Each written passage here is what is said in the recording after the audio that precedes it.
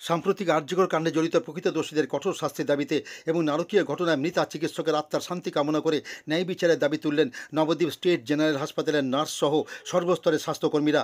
সোমবার দুপুরে হাসপাতালের নবনির্মিত ভবনের গেটে সমবেত হয়ে নৃশংস এই ঘটনায় জড়িতদের দৃষ্টান্তমূলক শাস্তি ও কর্মক্ষেত্রে নিরাপত্তার দাবিতে সোচ্চার হন পশ্চিমবঙ্গ রাজ্য সরকারি কর্মচারী ফেডারেশন নবদ্বীপ রাজ্য সাধারণ হাসপাতাল ইউনিটের সদস্যরা।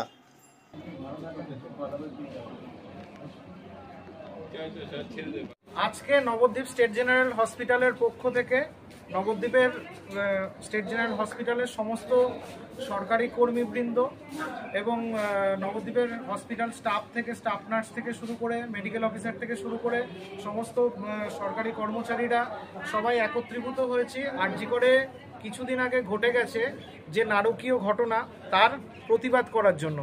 আমরা এই ঘটনার তীব্র নিন্দনীয় প্রস্তাব আনছি এবং দোষী যাতে সাজা পায় এবং আমরা সেই ব্যাপারে সবসময় তদবির করব এবং আমরা চাই দোষী দ্রুত সাজা পাক এবং এই ঘটনার কঠোর থেকে কঠোরতম শাস্তি হোক। নবদ্বীপ রাজ্য সাধারণ হাসপাতাল এই নারকীয় ঘটনার জন্য বিভিন্ন কর্মসূচির মাধ্যমে আমরা কিন্তু এই অভয়া যে মেয়েটির যে এইরকম ঘটনা ঘটেছে নারকীয় ঘটনা সেই পৈশাচিক অত্যাচারের জন্য সবসময় আমরা কিন্তু প্রতিবাদ করে আসব, প্রতিবাদ জানাবো এবং রবীন্দ্রনাথের কথায় বলতে গেলে বলতে হয় উৎপীড়িতের ক্রন্দন যবে শেষ হবে আমরা সেই দিন হব শান্ত।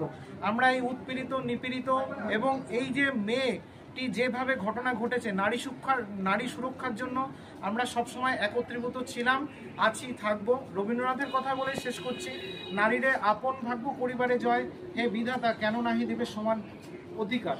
এই